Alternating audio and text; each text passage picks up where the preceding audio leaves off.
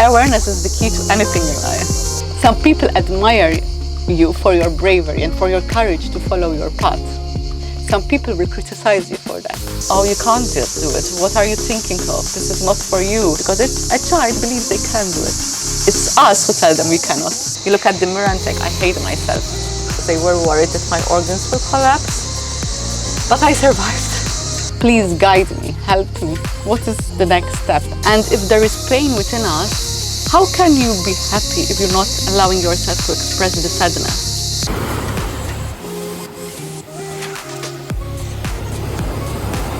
Don't touch that. I can feel it right now. Yes, I've decided that I want to become a coach. You questioning me is giving me the answers that I need for myself.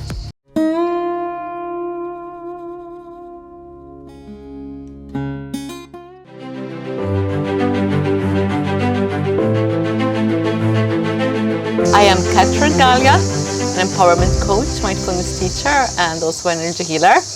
I am also a mom of a 6-year-old daughter, and I live in Cyprus, originally from another island, Malta. So I love islands, and I love the sea and the sun. I was, I guess, an average girl, right? Brought up in Malta, born in Malta. Average family, you know, very much. My mom was very religious, Catholic, so we were brought up very Catholic. My father was very strict. I was apparently a charming little girl, and I loved drama. I used to do drama, so I was always shy, but very comfortable on stage. And I loved dancing. However, this is one of the problems I had in my childhood, is that my parents did not encourage me to do what I love. So I expressed my love for dancing, ballet at that time, and it was ignored. I also was quite good in drama, but then by the age of 12 I stopped. And then I liked quite a little bit fashion, modeling. Then I wanted to do fashion, and my father told me, no, you can't. What do you want to do? And my father was quite strict, as I said, so I had a lot of rules. You can, you cannot, especially as a woman, as a growing girl, teenager, I had a lot of constraints, so you can imagine. And so I was quite suppressed. And I did very well at school. Academically, I was very, very good, top grades. I was pleasurable, what you call a nice girl, nice, quiet girl. But I had low self-esteem.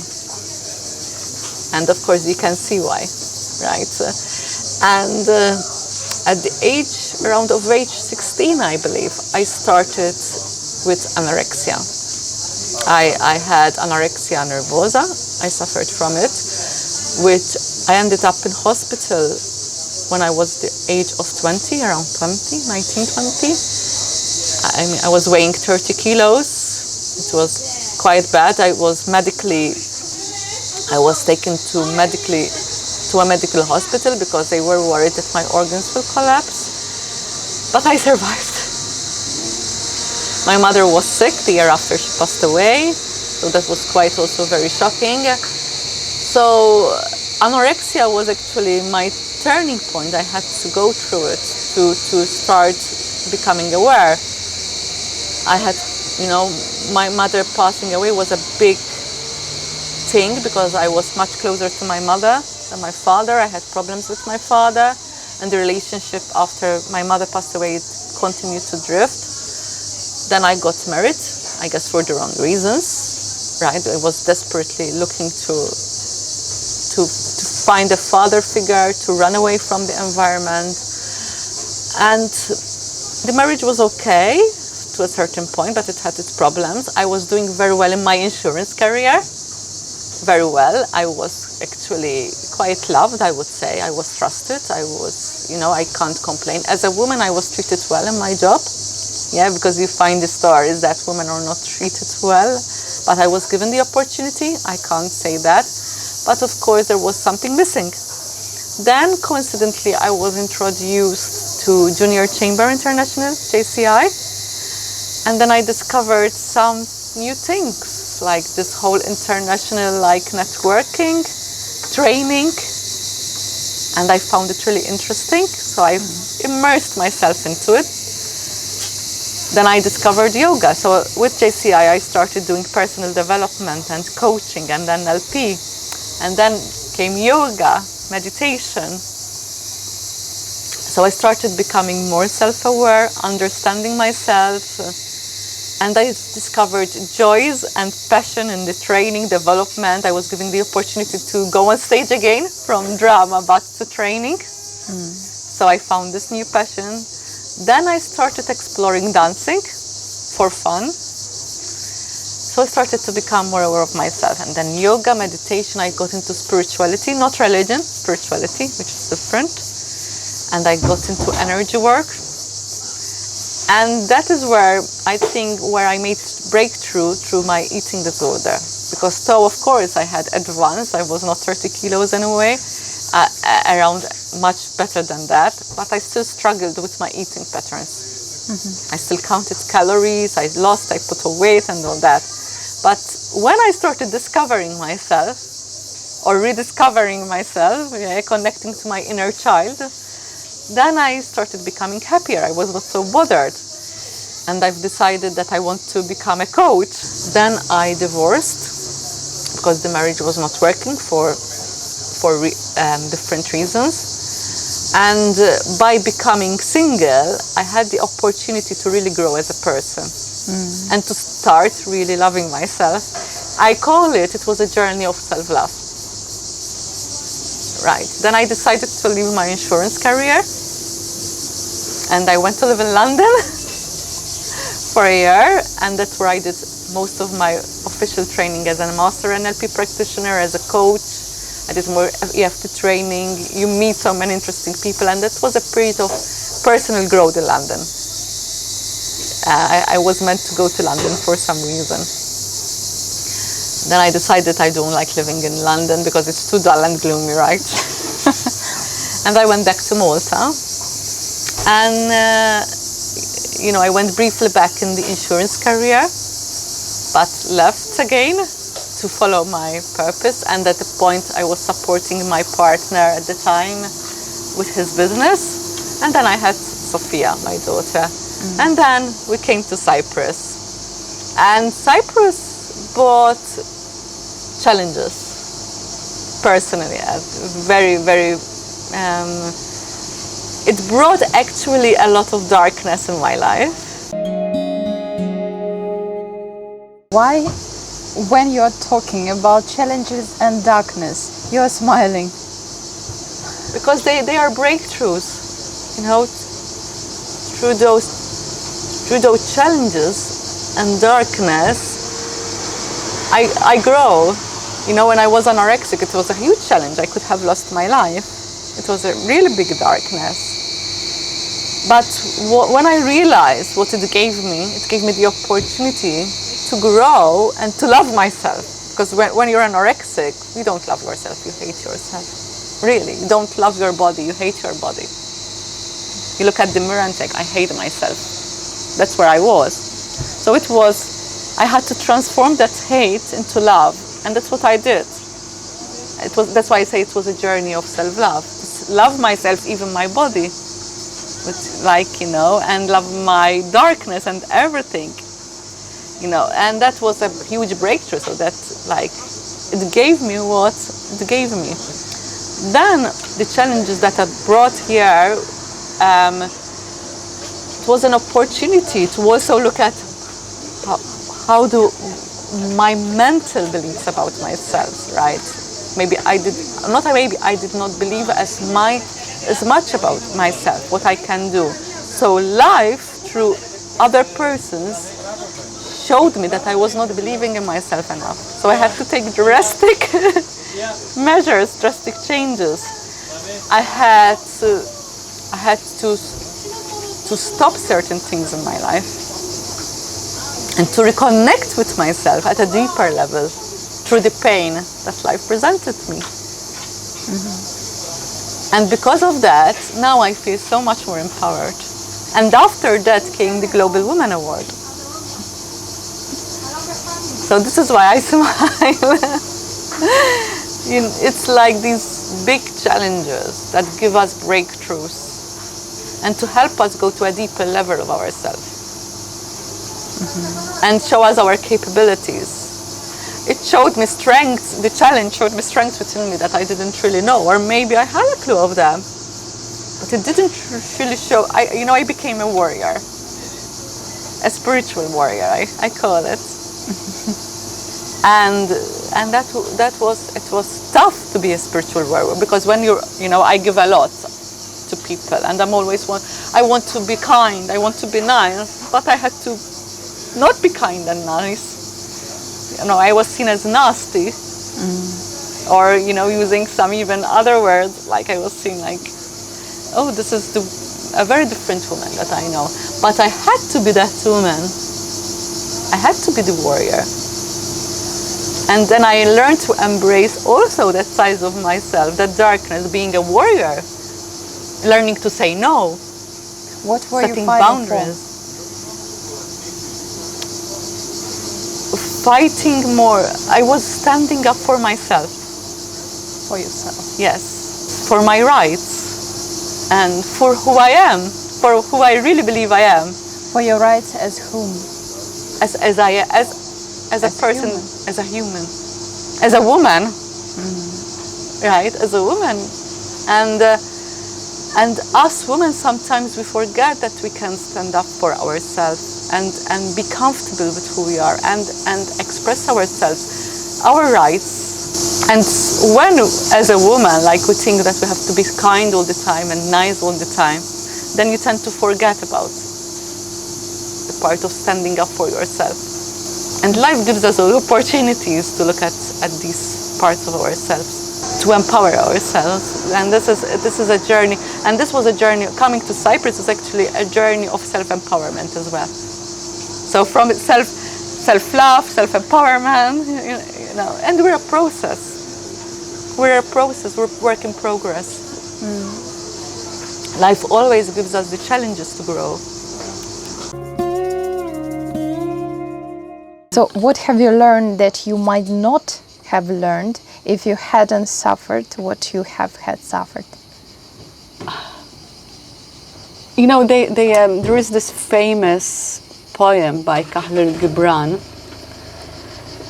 He's one of my favorite poets, and this is my favorite. He's a Lebanese philosopher, poet, and it's about joy and sorrow. You cannot experience the depth of joy unless you experience the depth of sorrow. Right? How can you know joy if you haven't known sorrow? So I think this is, maybe in an answer to your question, in order to experience fully life and to be able also to be there for others with compassion, having these difficult experiences in life makes you more of a compassionate person.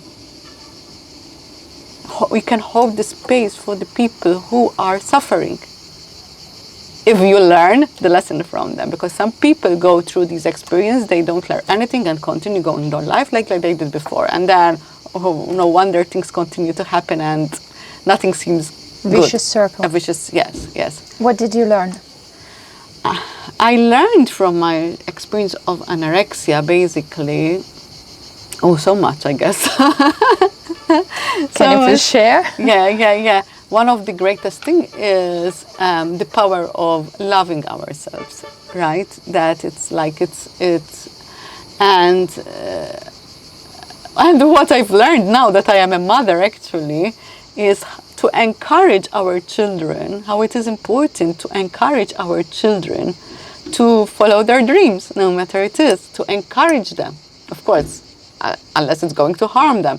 But we need to encourage them to help them believe in themselves, that they can be whoever they want.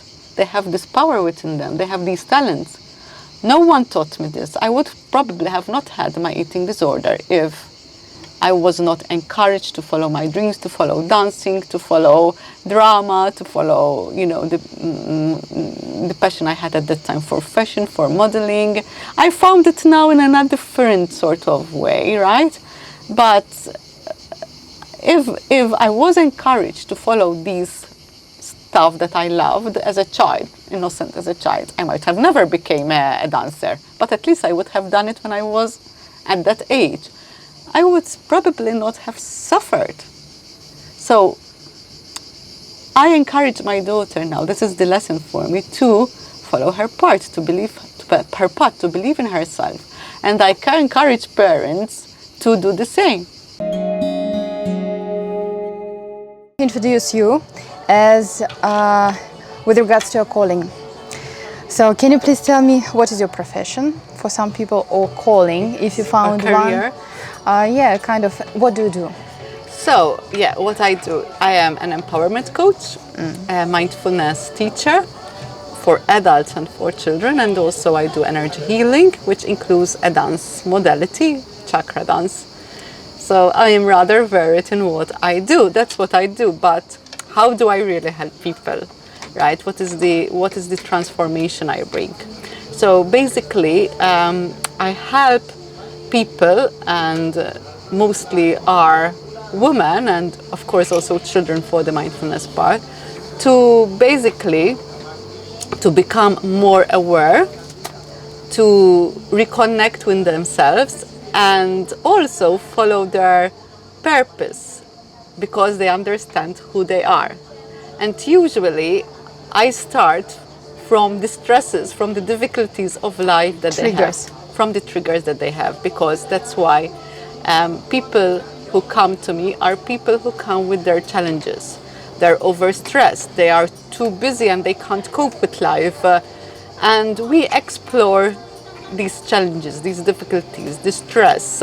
So if someone comes to me who is totally stressed out, is anxious, overwhelmed, then we will explore ways how to bring more calm, to bring more self-awareness, to understand what they need in their life, to release the stress. And usually I do this through mindfulness, because it's a really helpful tool to bring more self-awareness, to live in the present moment, to release stress, and to bring more calmness, happiness, and joy. And also there are the other clients who are basically going through challenges of life, like a divorce, or they aren't happy in their career, or they're struggling with life in general, they're confused, they're,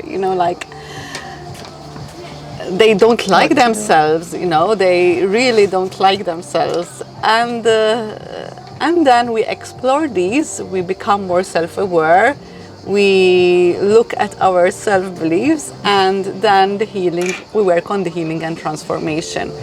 And then, that self-awareness, that self-discovery brings the changes, because we start adjusting our life to how we really want to live it.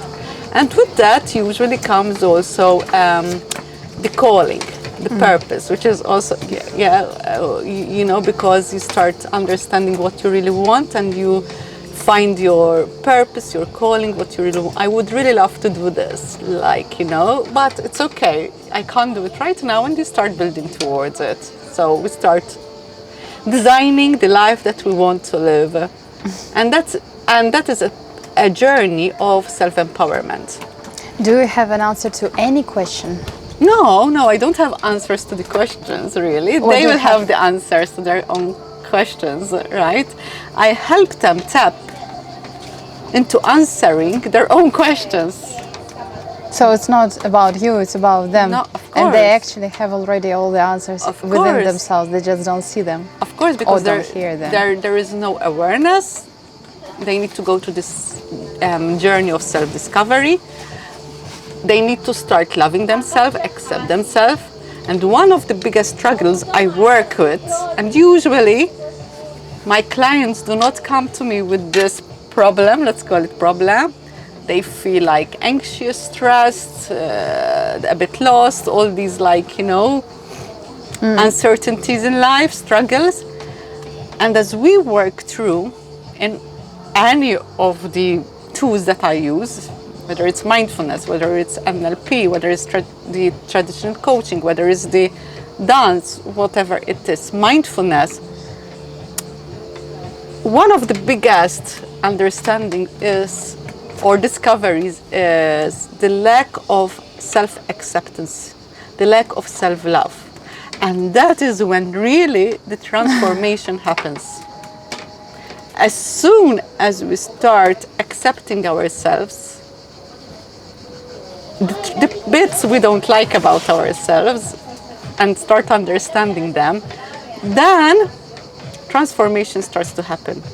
Because self-love is the biggest gift we can give to ourselves. And most of us don't.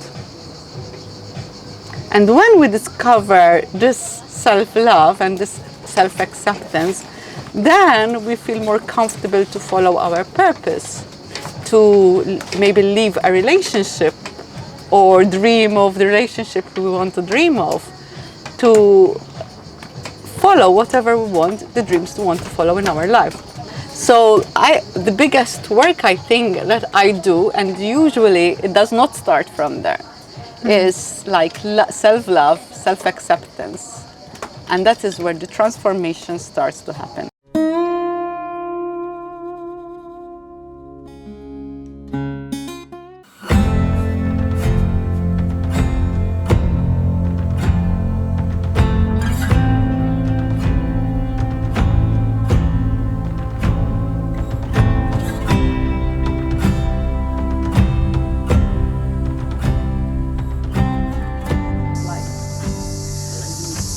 Well, the purpose of human's life is basically to live a life of meaning and happiness, and to follow their dreams, because in your dreams there's the purpose, what you are meant to do in your life.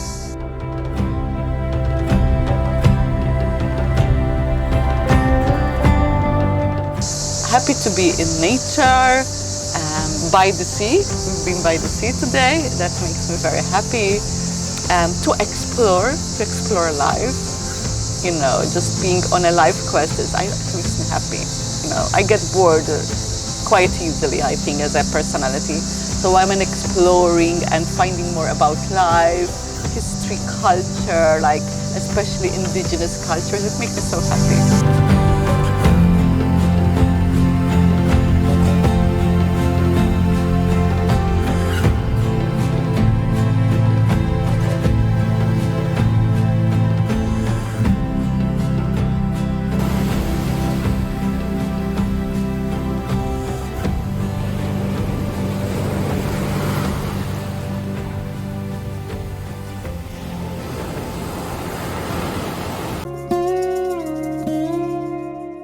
Do you believe in karma? And what is karma to you? I will give you a kind of explanation or description how they say what karma is, but I would like you to agree or disagree and give you some comments. Yeah, fine.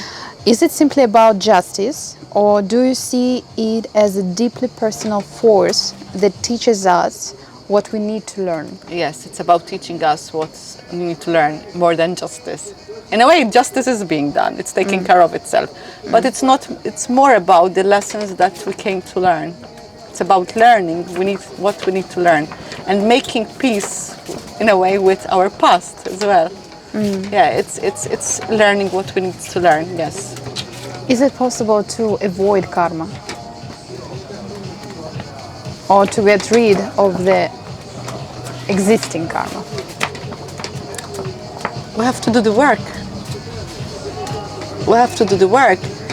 We cannot hide behind karma. This is my karma, right? Yeah, I know what you mean.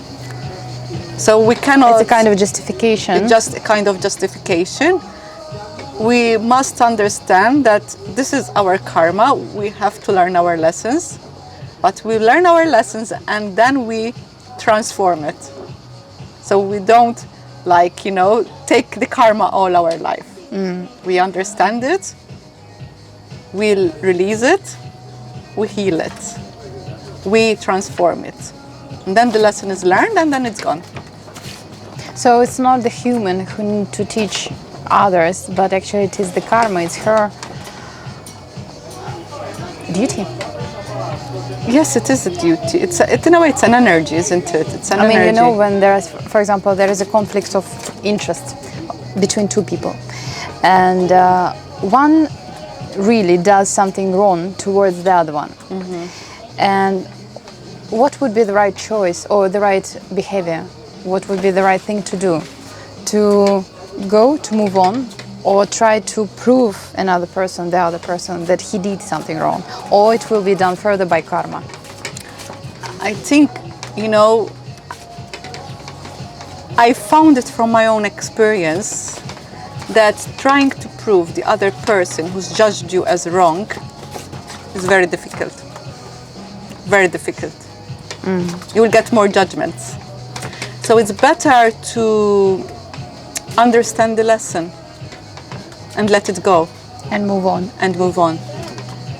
So the first option. You go That is what I see works for me. What are you most grateful for? For the lessons I've learned, you mean? For everything in your life.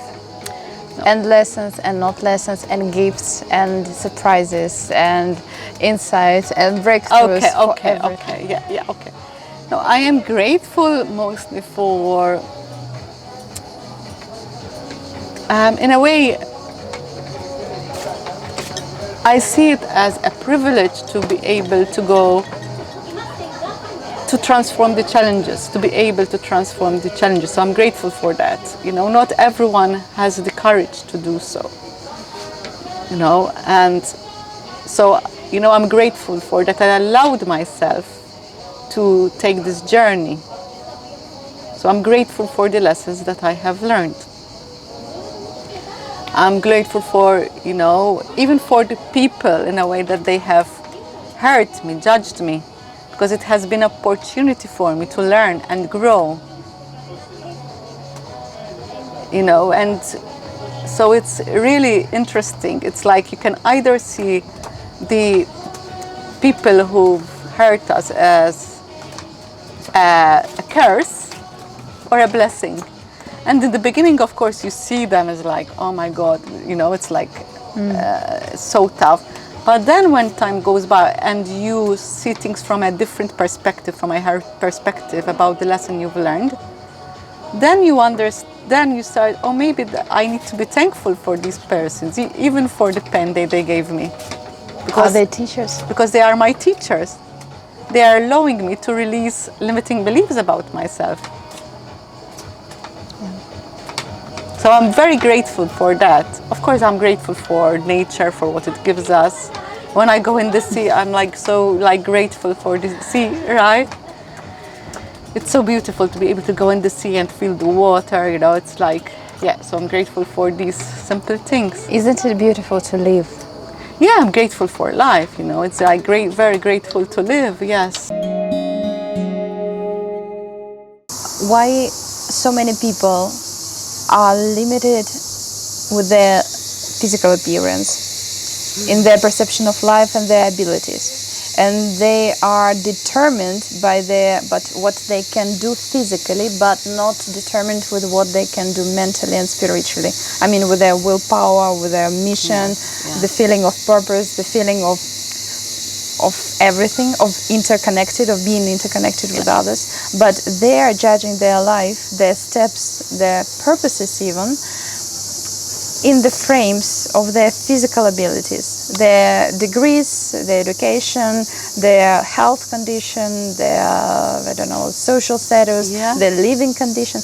Why it is so widespread and why people do not understand this thing. So it's the programming, again, going back to the programming, and also it's this disconnection with ourselves. We disconnect from ourselves. What is the main source that disconnects us, or the main tool that disconnects us from us? Yeah, well, being too busy. That's the first thing that counts, being too busy.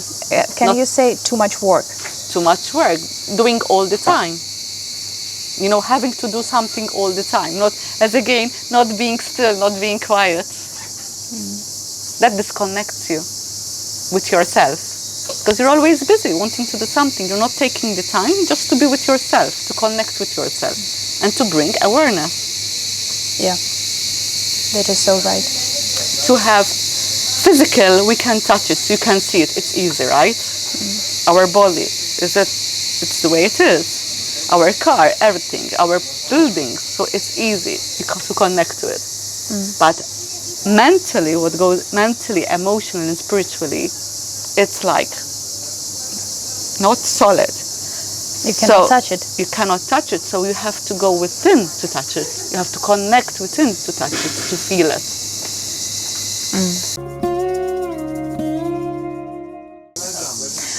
Can you please give some kind of recommendations for people or pieces of advice? Very, very simple. What a person can practice every day. A kind of 3 steps, very small steps, but which will help him or her to become more aware and more conscious, but making it like a habit. Something very simple that doesn't require anything like big actions or big, I don't know, purposes again or something to do that have all this willpower, but something small. So something small is gratitude, being thankful. Gratitude brings a lot of awareness because you start noticing the positive things that you already have in your life. Everybody knows, I'm sure, that we have to be grateful because it gives us a lot of pleasure and bonuses and all the stuff, and awareness as well. Yeah. But practically, how can we practice gratefulness? Practically, daily. If you're not in the habit of practicing gratitude, gratefulness, thankfulness, I suggest, for example, every day, either the last thing in the evening or the first thing in the morning, to start by mentioning 5 things that you are thankful for. Simple things: the food, the water, having a home, having a salary, having the simple things, the things that we take for granted. Yeah. We all have them. Yeah. Right? The sunshine, the rain. So it's just, taking the time, making that 2 minutes every morning as you wake up, or 2 minutes before you go to bed, to say thank you for the things that you have. And if that's difficult, write it down. Or another is the gratitude jar. You create a jar, you name it gratitude jar, label it, and every day you write things that you've been grateful for today. Right? For my cup of coffee. Right? For the smile of my daughter, for you. Right? For being with you today. Put it in the jar. And when I'm feeling down and like, everything is going wrong, right? You go in the jar and you pick one. And you can't see anything good, right? Oh, this is something I have good in my life, right? My cup of coffee. That brings awareness. 2 more. 2 more. Mindfulness meditation. Okay, it's a process. But you can, on YouTube, if you go and type mindfulness meditation, you find mindfulness meditation. Is it okay to practice mindful meditation for at least, 5 minutes? Yes, of course. And will it work? Yes, if you start doing it consistently. I never start with my clients when I teach mindfulness, tell them spend 15 minutes, 20 minutes practicing mindfulness because it doesn't work. You start small, 5 minutes is fine, because you are building a habit. And it's starting to bring awareness if you do it consistently. And third one? And third one is creativity, expression. Creativity, expression are very connected. So maybe write a journal, express how you feel. Because awareness is awareness of our thoughts and feelings. So if I'm writing, you just write freely for no one to watch it. It's for yourself. If you want anyone to watch it, yes. And for people who don't like writing? It can be drawing. And for other people? It can be dancing. Anything that is expressive. Anything that you do freely without you have to do it this way. Right? Without being constrained, you have to do this line, this dot. You just express it. One There is thing. no right or wrong. Can I ask you, if, for example, a person says, I don't have time for this, To be aware, you have to have time. Simple. You cannot have awareness if you don't dedicate some time. Simple. Awareness requires stillness, quietening, being with ourselves. And sometimes spending with yourself can be painful, so we avoid it because there are things we don't want to see. But it's important to see them, because by suppressing these things and running away from them and be always busy, you are not expressing. And if there is pain within us, how can you be happy if you're not allowing yourself to express the sadness? You know, I am all about happiness, but I encourage myself, first of all, it's okay to be sad. It's okay to be angry. It's okay to express it. And sometimes I express it for myself by writing, by crying, by dancing. But sometimes it's also I express it with you, with those around me. And of course, in a proper way, as much as I can. Doesn't always come, yes, I'm a human being. But then I allow myself to express it. And I say, if that person is misunderstanding my expression of sadness, anger, it's not really my issue. Because as human beings, we need to be compassionate towards each other and listen to each other. Sadness, pain, anger, happiness, whatever that emotion is be. And I think this is one of the saddest things in humanity. We're not taking time to be compassionate with each other, because that gives us freedom to express ourselves and be who we are.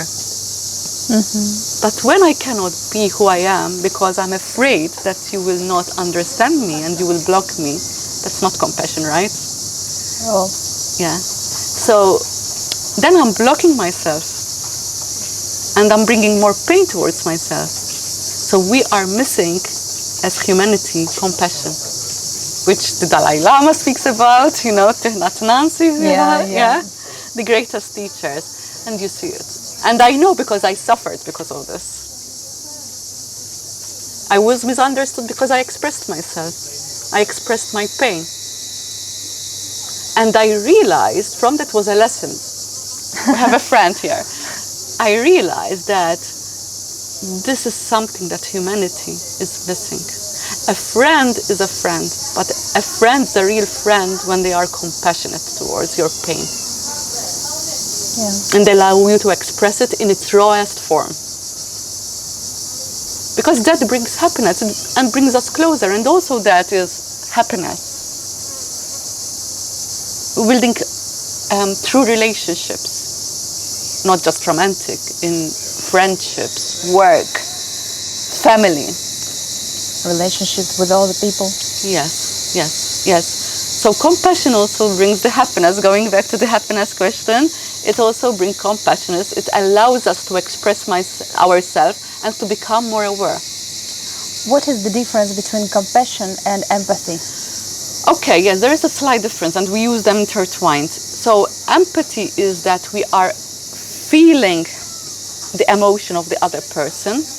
We're empathic, we are feeling you, and you see it from my body language that I am empathic towards you. Compassion goes a step further. I feel your pain and I want to help you. I want to do something to relieve your pain. So, does it require action? It could be listening. Listening is a subtle also action. Right? Compassionate listening, for example, being there fully present, knowing that by being there present and listening to you, letting you venting it out without judging me, or without judging you, sorry, that is an action. Because I'm allowing you to express it without judgment. So that is, I'm doing an action. My action of listening is helping you to feel better. why did it happen that nowadays people are missing compassion so much? It's a complicated question. It's a whole, like, session in itself, I think. Because we're so focused on ourselves, probably, and the ego comes in. Why are we so focused on ourselves? Because we are too busy wanting to achieve material things. Why are we so busy? Because we're programmed that way, aren't we? Why are we programmed? It's a big subject. I think it could be also a bit controversial, right? In a way, it's to keep us unaware. Why? To keep us unaware? Because it's easier to be like that. It's easier to follow the crowd. Because when you are unaware, basically you do what everyone else does, right? Because that's what we're trained to do from a young age. Like, you go to school, you graduate, then you find a proper job, right? Then you get married, you have children, you lead, then you retire, normal life. But when you become aware, you might say, oh, this is not for me. I don't want to do the typical university. I want to become an artist. So I want to go to art school. And your parents might say, no, you're crazy. You will never get anywhere by being an artist. Artists are poor, right? You never make money by being an artist. But it's not their fault that they believe so. No, I'm not blaming anyone. It's of course Then, whose responsibility or whose fault? The responsibility is on ourselves. Okay, I can blame my parents for certain things not happening in my life. No, not for becoming a ballerina, not for becoming a performer, whatever I wanted to become, right? But the responsibility is mine. It's always mine. It's my own responsibility to bring more awareness in my life, whatever the circumstances are.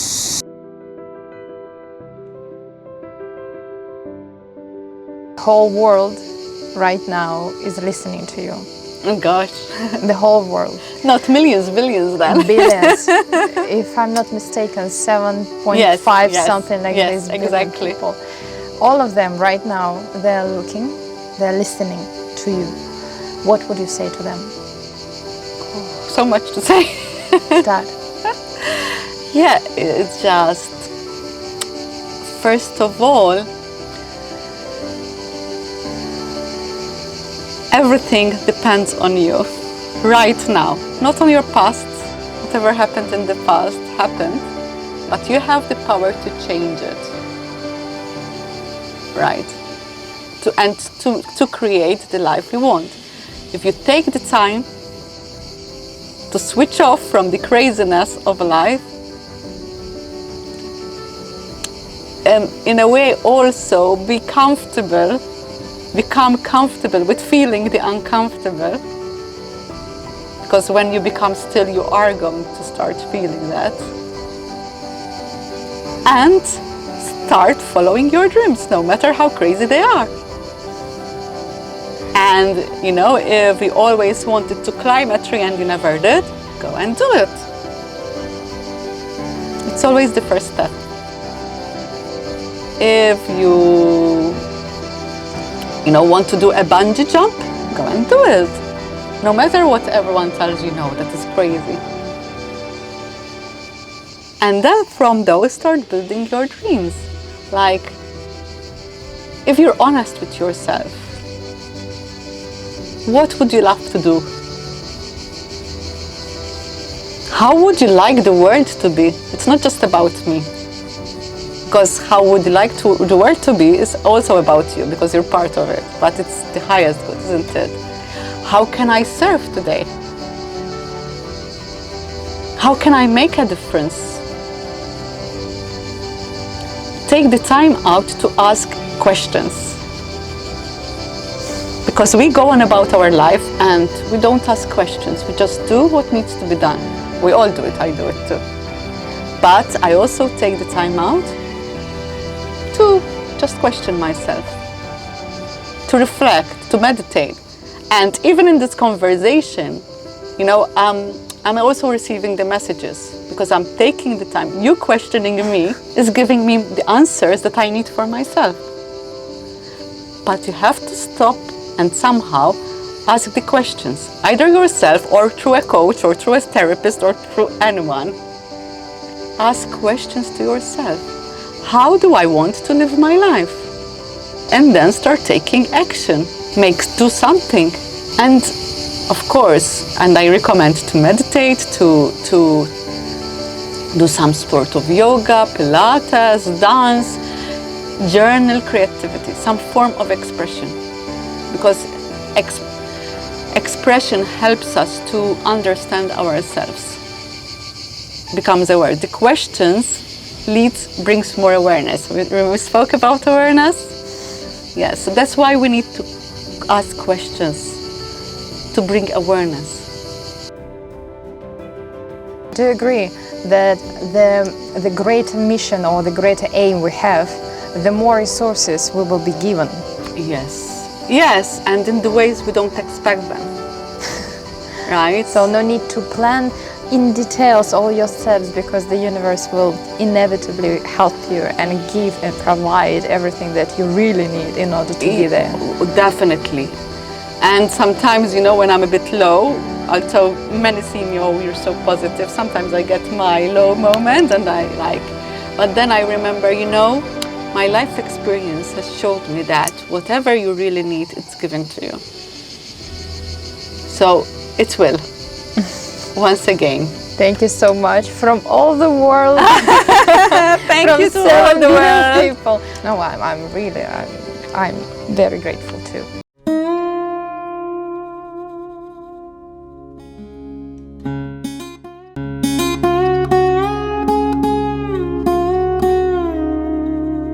Please subscribe to our channel, leave a comment, like and share. This is how you can become a real change maker, contributing to humanity by spreading philanthropic ideas through the social media project you inspire.